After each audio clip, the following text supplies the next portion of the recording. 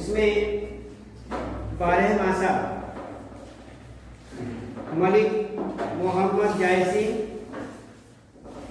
इसमें हमने आपको इनका संक्षिप्त परिचय, जिस संक्षिप्त परिचय के अंतर्गत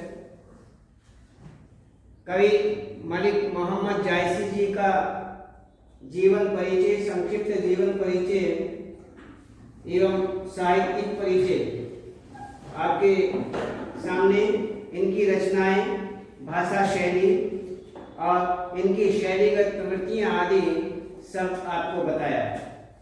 इसमें अब इसके बाद इस कविता का क्या सार है, क्या सारांश है, इसके विषय में भी आपको बताया।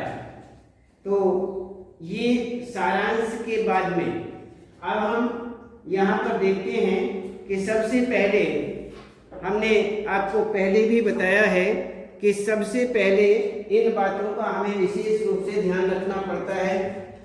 कोई भी हम काव्यांश की या गद्यांश की व्याख्या, भावार्थ आदि करते हैं तो इन बातों का हमें विशेष रूप से ध्यान रखना चाहिए। सबसे पहले हमें संकेत, उसके बाद संकेत के बाद में संदर्भ, और संदर्भ के बाद में प्रसंग, प्रसंग के बाद यहाँ पर व्याख्या।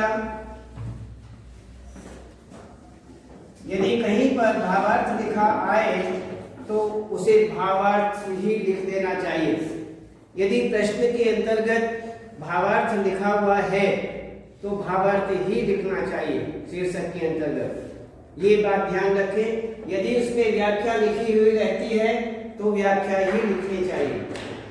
उसमें उस समय उस शीर्षक के आधार पर आपको कोई परिवर्तन नहीं करना चाहिए। अन्य अंदर किस प्रकार का आप भावार्थ लिख रहे हैं, किस प्रकार व्याख्या कर रहे हैं, वह बात तो अलग है, उसका विस्तार करना वह बात तो अलग है, लेकिन शीर्षक जैसा पेपर के अंदर दिया हुआ है वैसा ही लिख देना चाहिए। अब ये इसके बाद में इसमें लिखा जाता है विशेष।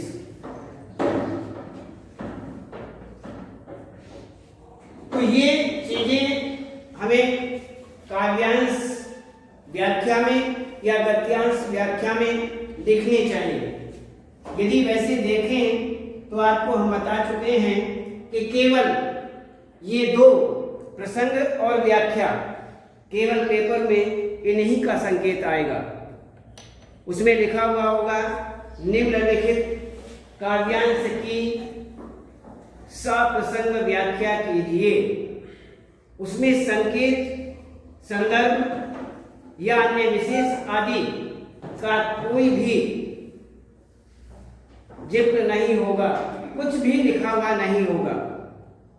इसलिए ये चीजें अपनी ओर से विशेष रूप से आप स्वयं लिखेंगे, और लिखेंगे तो इसका लाभ भी पाएंगे। और यदि इसमें एक बात और ध्यान, अच्छी तरह से ध्यान रखना, आपने सोचा कि ऐसा संकेत, संदर्भ, विशेष इसमें अतिरिक्त लिखने के लिए सर ने कहा था कि ठीक है हम इन्हें लिख देते हैं, लेकिन हम प्रसंग छोड़ देते हैं। प्रसंग तो हमने संदर्भ और संकेत, संकेत के बाद संदर्भ में ही लिख दिया। कभी कभी क्या होता है कि संदर्भ में ही संदर्भ भी आ जाता है और प्रसंग भी आ जाता है, प्रसंग भी लिख देते हैं। लेकिन यदि आप अन्य अलग से शीर्षक बनाकर के लिखेंगे तो उसका प्रभाव विशेष पड़ता है। इसलिए आप अलग से लिखें तो अच्छा है, अन्यथा जैसा जो लिखता है उसके अनुसार उसको नंबर मिल जाते हैं। तो इसमें यदि आप प्रसंग, किसी कारणवश प्रसंग छोड़ देते हैं, प्रसंग नहीं लिखते, तो समझ लीजिए आप चाहे कुछ भी लिखते रहें, आप संकेत भी लिखें, संदर्भ लिखें, विशेष लिखें, लेकिन फिर भी आपके नंबर कटेंगे, उन्हें कोई नहीं रोक सकता। क्यों? क्योंकि पेपर के अंदर आपसे प्रसंग मांगा हुआ है। सप्रसंग ये शब्द लिखा रहता है, सप्रसंग, सप्रसंग व्याख्या कीजिए। उसमें ये नहीं लिखा रहता संकेत, संदर्भ और विशेष, ये नहीं होता है। इसलिए जो पेपर में लिखा हुआ है उसे आप छोड़ देते हैं तो निश्चित रूप से आपके नंबर कटेंगे। उन्हें कोई भी नहीं रोक सकता, कोई भी नहीं। क्यों? इनके नंबर अलग अलग होते हैं। व्याख्या के नंबर अलग होते हैं, प्रसंग के नंबर अलग होते हैं। इसलिए जब आपने प्रसंग लिखा ही नहीं, जितने 1.5 या 2 नंबर जितने प्रसंग के होते हैं वो स्वतः ही खत्म हो गए। उनमें से तो एग्जामिनर नंबर दे ही नहीं सकता, वह यहां पेपर में लिखे हुए नहीं होते हैं। जब एग्जामिनर कॉपी जांचता है उस समय उसे अलग से फाइल मिलती है, उसमें सब डिटेल्स होती है। इसलिए मैं ये आपको वहां की बारीकी बता रहा हूं। आप कुछ नहीं छोड़ेंगे, जो पेपर में लिखा हुआ है, जो पेपर में मांगा है, वो तो निश्चित रूप से छोड़ेंगे ही नहीं, वह तो शीर्षक लिखेंगे। उसके बाद अन्य यदि आप नहीं लिखते हैं, आप उसमें संकेत, संदर्भ और विशेष नहीं लिखते हैं, किसी कारणवश आप सोचते हैं ठीक है प्रसंग, इसमें तो प्रसंग और व्याख्या दिया है इसलिए प्रसंग और व्याख्या ही तो लिखना है, बस हम तो यही लिखेंगे। कुछ ठीक बच्चे इस तरह के होते हैं कि उन्हें जो करना है सो करते ही हैं। वो समझते हैं कि ये बताया हुआ तो बेकार है, हमें तो ऐसा ही करना है। ठीक है, जो ऐसा करने वाले हैं मानते हैं उनके नंबर तो नहीं कटेंगे। क्यों? उन्होंने पेपर में जो मांग की है वो सब प्रसंग व्याख्या मांगी है, इसलिए इनको नहीं लिखेंगे, संकेत नहीं लिखेंगे, संदर्भ नहीं लिखेंगे, विशेष नहीं लिखेंगे, तो एग्जामिनर नंबर तो नहीं काटेंगे, लेकिन उसके ऊपर ऐसा अच्छा प्रभाव भी नहीं पड़ेगा। कैसा? यदि मान लीजिए एक व्याख्या के 6 नंबर हैं, एग्जाम्पल हम आपको बताते हैं, 6 नंबर हैं और 6 नंबरों में मान लीजिए 4.5 नंबर आपकी व्याख्या के हुए और 1.5 नंबर आपके प्रसंग का हुआ। 2 ही बातें तो मांगी हुई है, तो आपको जो के तो 6 के 6 नंबर एग्जामिनर देने का अधिकार रखता है कि 6 नंबर आपको दे, लेकिन आपने प्रसंग को भी बहुत अच्छा नहीं लिखा, एग्जामिनर एग्जाम्पल बता रहा हूं, और व्याख्या भी आपने इतनी अच्छी नहीं लिखी, और वह आपको ज्यादा से ज्यादा दोनों चीजों पर 3.5-4 नंबर देना चाहता है। 3.5 नंबर देना चाहता है, इससे ज्यादा देना ही नहीं चाहता, क्योंकि आपने इससे ज्यादा काम ही नहीं किया। और एक बच्चे ने ऐसा ही काम किया है, लेकिन उसने संकेत, संदर्भ और विशेष सब कुछ लिखा हुआ है और कार्य उसने भी लगभग 3.5 नंबर का ही किया हुआ है। यदि प्रसंग और व्याख्या के बीच देखें, एक ने संकेत, संदर्भ और विशेष भी लिख दिया, अतिरिक्त लिख दिया, उसका कार्य अतिरिक्त कार्य रहा, तो इसमें एग्जामिनर के ऊपर अतिरिक्त ही प्रभाव पड़ेगा। वो उसके प्रभाव में आएगा, उसकी कॉपी के लिखे हुए प्रभाव में आएगा, और वह उसे 3.5 नहीं, उसे 4.5 नंबर तक भी दे देगा कि नहीं इस बच्चे ने तो बहुत अच्छा लिखा है, इसने तो विशेष भी लिखा हुआ है, इसने तो संकेत भी लिखा हुआ है, इसने तो संदर्भ भी लिखा हुआ है, और प्रसंग और व्याख्या तो लिखी हुई है ही, तो उसे 3.5 मिलेंगे और उसे 4.5 मिलेंगे। ये मैं थोड़ी मानसिकता की बात कहता हूं, मन पर इस प्रकार का प्रभाव पड़ता है। इसलिए बच्चे ने किस प्रकार से लिखा है, किस प्रकार की सुंदरता उसकी है या किस प्रकार की शुद्धता है, ये सारी चीजें एग्जामिनर एक अक्षर में जांच लेता है और मार्क्स दे देता है। देर नहीं लगती है, बताने में तो बहुत समय लग रहा है, इतनी देर में तो पूरी की पूरी कॉपी जांच दी जाती है। तो इस तरह से आप विशेष रूप से इस बात का ध्यान रखेंगे और इनको नहीं चुकेंगे, इनको पूरा करेंगे। अब इसमें सबसे पहले ये आपने देखा कि सबसे पहले यदि काव्यांश आपके सामने इस प्रकार का है, जैसे अगहन देवस घटानिशी बाढ़ी दूभर दुख सो जाई कि निखाड़ी। अब धन देवस बिरह भाराती करें बिरह जो दीपक बाती। कांबा हिया जनावा सीयू तव पै जाए कोई संग पीऊ। घर घर चीर रचा सबकाहूं मौन रूप रंग नहीं गा नाहू।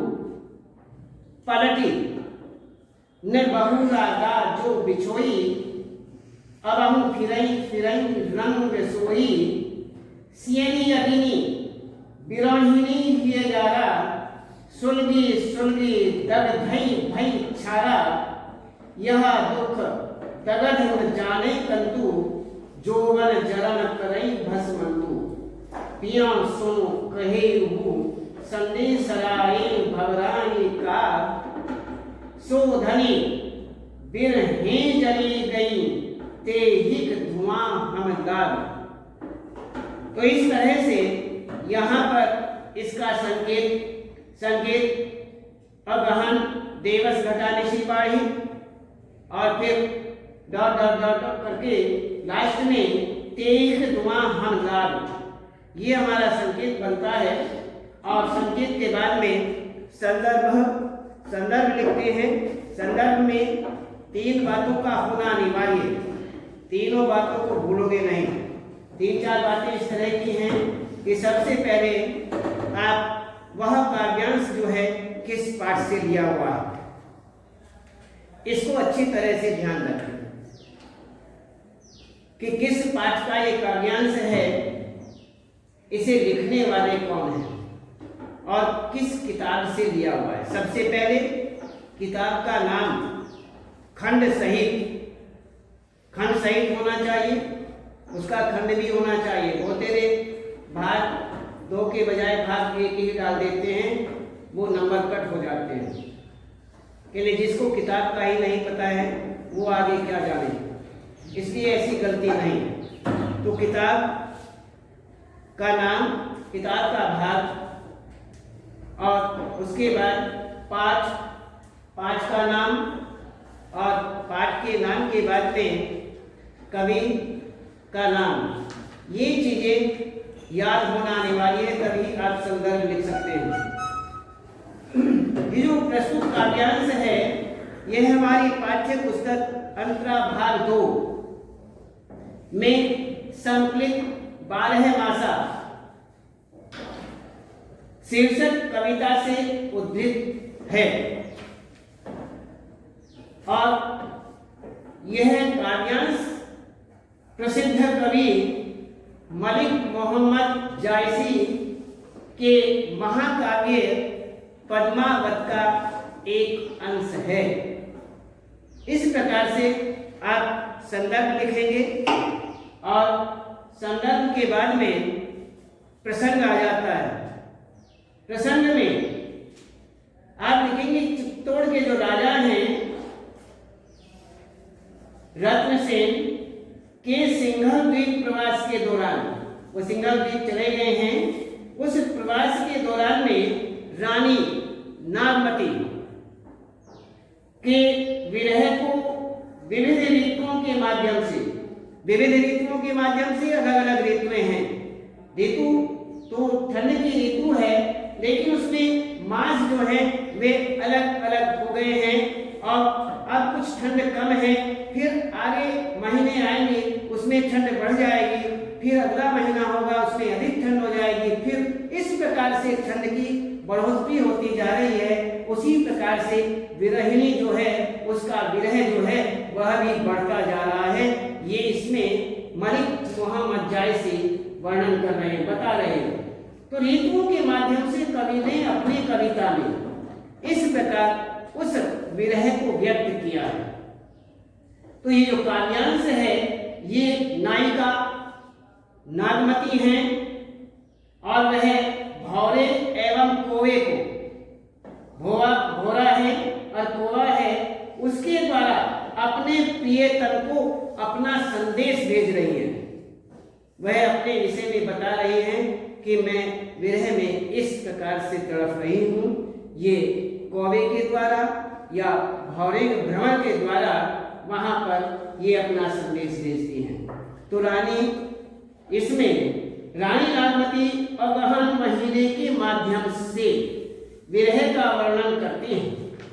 यहाँ अगहन का समय है इसके माध्यम से।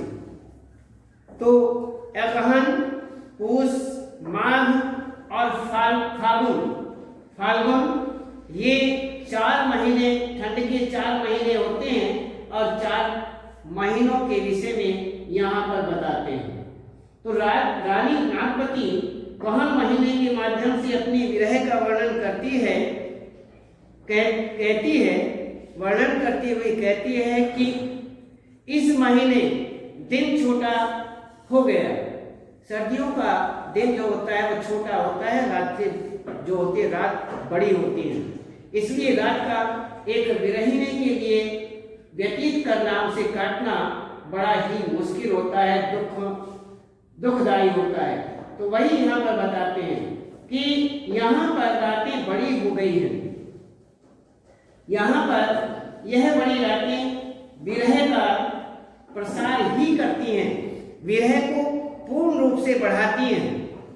कि अगहन देवस घटा निशी बाढ़ी, कहते हैं कि अगहन मास में दिन घट जाता है और निशी बाढ़ी जो रात्रि है वो बढ़ जाती है। दोभर दुख सो जाय किमी काढ़ी, अर्थात यह जो विरहिणी है उनका दुख दूना कर देती है, बढ़ा देती है। तो इसी प्रकार से वह विरह में उसी प्रकार जल रही हैं जिस प्रकार दीपक के साथ बत्ती जलती है। वही विरहिणों का जलना है, उनका हृदय शीत ऋतु के प्रकोप से पूर्ण रूप से कांप रहा है। कपिल ये हुए हैं, और क्योंकि ऋतु के अनुसार शीत की बढ़ोतरी है और उसी के अनुसार यहाँ पर नागमती का यह प्रकोप जो है तो प्रिय के साथ रहने पर ही कम हो सकता है कि अब धनी देवस विरह भाराती और जरई विरह जो दीपक बाती, आई कहते काका हिए जनावा सीऊ तब पई जाई हुई संग पीऊ। इस विरह रूपी जो अग्नि है, इसका जो ताप है वह तभी शांत हो सकता है जब पीऊ जो हैं, प्यारे प्रियतम जो हैं वो एक साथ हो, तभी इसकी पूर्ति हो सकती है, अर्थात इसको शांत किया जा सकता है। तो आगे कहते हैं घर घर चीर रचा सब काहू। तो इसमें नगर की स्त्रियों ने नवीन वस्त्र धारण कर श्रृंगार किया। नगर की जो स्त्रियां हैं, महिलाएं हैं, वो नए नए वस्त्र धारण कर रही हैं और श्रृंगार कर रही हैं, सज धज रही हैं। किंतु नागमती का जो रंग है, रंग रूप, तो उसके प्रिय के साथ ही चला गया है। जब इसमें देखा जाता है कि जो स्त्री इस प्रकार से विरह में विरहिणी का रूप धारण कर रही हो, समय बिता रही हो, तो बिना प्रियतम के वह अपना श्रृंगार भी पूर्ण रूप से नहीं करती है। यदि वह श्रृंगार करती है तो केवल अपने स्वामी के लिए ही श्रृंगार करती है, अन्य वह एक विरह के रूप में अपना समय व्यतीत करती है। तो वही यहाँ पर बताते हैं कि उस नगर की जो स्त्रियां हैं वो हर प्रकार से अपने नए नए वस्त्र पहन करके और श्रृंगार रच रही हैं, लेकिन नागमती जो हैं, नागमती का जो श्रृंगार है वह तो उसके पति के साथ ही चला गया है, इसलिए वह इस प्रकार का कोई भी श्रृंगार नहीं रच रही है। तो यहाँ पर राजा रत्नसेन के लौट आने पर ही वह रूप पुनः प्राप्त किया जा सकता है। उसका जो रूप है, जो फीका पड़ा हुआ है, वह रत्नसेन, राजा रत्नसेन के आने के बाद ही पुनः लौट सकता है, उससे पहले नहीं। तो यहाँ पर कहते हैं घर घर चीर रचा सबका हूं, तऊ पई जाय कोई, घर घर चीर रचा सबका हूं, मौन रूप रंग नहीं का नाहू, और पलटी न बहुरा गा जो बिछोई, अब हम फिरई फिरई रंग सोई। तो इसी प्रकार से यदि उनका रंग रूप है, वह तो राजा रत्नसेन के आने के बाद ही लौट सकता है, उससे पहले नहीं। तो ठंडक को आग जलाकर भगाया जा सकता है। यहाँ पर ठंड के विषय में कहते हैं कि जो ठंड है उसको आग जला करके और ताप लेकर के तप करके उसे भगाया जा सकता है, पर यह ठंडक की हृदय की आग बल जल रही है और हृदय धीरे धीरे राख हो रहा है। यह इसलिए कि यह मेरे इस दुख को नहीं समझ रहे कि उन्हें विरह में मेरा यौवन ही नहीं बल्कि जीवन भी नष्ट होता जा रहा है। वे इस बात को नहीं समझ रहे हैं कि केवल मेरा इसमें यौवन ही नहीं नष्ट नहीं होता है। यौवन युवावस्था अलग होती है। इसमें एक बच्चा होता है, बच्चे के बाद उससे बड़ा होता है, युवा स्थिति में आता है और धीरे धीरे वृद्धावस्था में वह जाने लगता है। यही जीवन का क्रम है, यही शरीर का क्रम है। हम बच्चे होते हैं, मन मस्त होकर के अपना खेलते कूदते हैं और हम नहीं जानते कि ये जीवन किस प्रकार का है। वह तो अपने विषय में भी नहीं जानते, दूसरे के विषय में क्या जाने। लेकिन जब युवा के समय, युवावस्था में अपना कदम रखा जाता है तो उस समय वे बहुत सारी जानकारियां रखने लगते हैं और वह उस प्रकार से धीरे धीरे वह उम्र बढ़ोतरी पर आ जाते हैं, धीरे धीरे वृद्धावस्था की ओर जाने लगते हैं। और यही बताया गया है कि केवल रूप यौवन जो है वही नष्ट नहीं हो रहा है। नागमती कहते हैं कि मेरे प्रियतम जो हैं इस बात को नहीं जान रहे हैं कि केवल यहाँ पर शरीर ही नष्ट नहीं, जीवन भी नष्ट हो रहा है। अर्थात शरीर का जो यौवन है केवल वही नष्ट होने वाली कगार पर नहीं है, बल्कि उनका जीवन भी नष्ट होता दिखाई दे रहा है। तो इस बात को मेरे जो प्रियतम हैं वो जान नहीं पा रहे हैं। तो नागमती यहाँ पर भौरे और कौवे के द्वारा संदेश भेजती हैं। उनके माध्यम से यहाँ संदेश भेजती हैं कि जाकर मेरे स्वामी से कहना कि एक विरहिणी जो विरह में जल रही है और जलने से उठे हुए वह धुआं, जो जलने से धुआं उठता है उसके विषय में, धुएं ने हमें काला कर दिया। अर्थात जब बाद में धुआं निकलता है आग से तो वह शरीर को काला कर देता है। वैसे यहाँ ये बताया गया है कि विशेष रूप से जब उम्र बढ़ती है और युवावस्था को लांग करके वृद्धावस्था की ओर जाते हैं, जब शरीर कृश होने लगता है तो उस समय शरीर का जो गौड़ वर्ण होता है, साफ रंग होता है, वो धीरे धीरे सांवले रंग में परिवर्तित हो जाता है। तो ये एक कवि की कल्पनाएं हैं, वो इस बात को कहते हैं कि यहाँ नागमती इस बात को कह रही है कि जब विरहिणी के जलने से उठे हुए धुएं ने हमें काला कर दिया, अर्थात वहां आग जल रही है, उनके हृदय में आग जल रही है और वह जब आग जलेगी, एक सामान्य रूप से ये बात कही जाती है कि उससे धुआं निकलता है और धुएं से शरीर या अन्य वस्तुएं काली हो जाती हैं। यहाँ शरीर के विषय में बताया गया है कि शरीर काला हो रहा है। अर्थात हमारा कालापन नायिका की चिता से उठे हुए धुएं की कालिक का परिणाम है। कहते हैं कि यहाँ पर वह स्थिति बन जाती है कि अब जीवन जो है, यदि आप नहीं आए तो ये जीवन ही नष्ट हो जाएगा।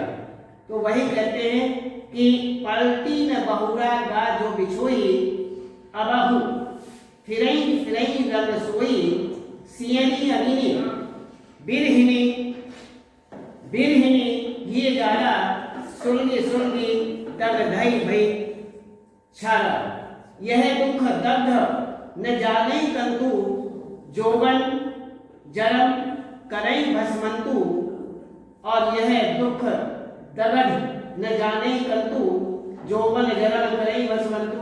पिए सो कहूँ संदेशरा, ए भवरा एक काल, सो धनी बिरही जली गई, तेहिक धुआं हम लाल। तो इस प्रकार से यहाँ पर ये नागमती जो है कौवे और भौरे के द्वारा अपना संदेश भेजती हैं। इसमें विशेष जो है भावार्थ व्याख्या के बाद में विशेष आता है। तो 12वें मासा में विरह का यहाँ पर विशेष रूप से वर्णन किया गया है। नायिका नागमती जो रत्नसेन के विरह में रो रही है और नागमती की विरह वेदना का हृदयस्पर्शी एवं सजीव चित्रण यहाँ पर किया गया है।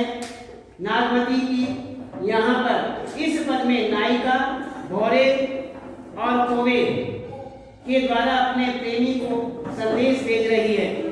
और इसमें अंतिम जो यहाँ पर 2 पंक्तियां दी हैं, इन पंक्तियों में यहाँ काव्य में अमरता प्रदान की गई है। अमर मरने तक बात पहुंची हुई है। इस प्रकार से यहाँ पर ये विशेषताएं बताई गई हैं। इसमें आप विशेष रूप से ध्यान रखें कि संकेत, संदर्भ, प्रसंग, व्याख्या और विशेष ये पूरा आप भावार्थ करेंगे और इसमें बहुत अच्छी तरह से आप जब इसे करेंगे तो आप सफलता भी निश्चित रूप से पाएंगे। बस आज इतना ही, फिर कल बताएंगे।